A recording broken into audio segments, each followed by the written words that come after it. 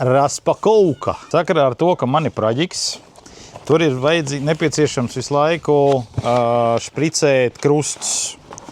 Un man stāvēja tas broks pumpējamais, vai ne, kur ar roku vēl mastiku jāsmērē iekšā, jā, un tad.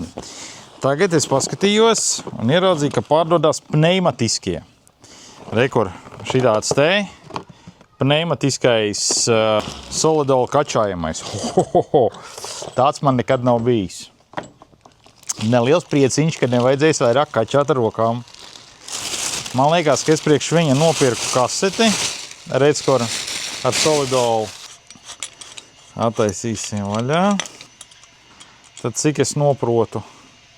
Šitas tāpatās kā parastajai pistolei. Šitā puslien iekšā. Ok. Ir, jā. Ir iekšā. Un virsū. No, klausies. Cits štel.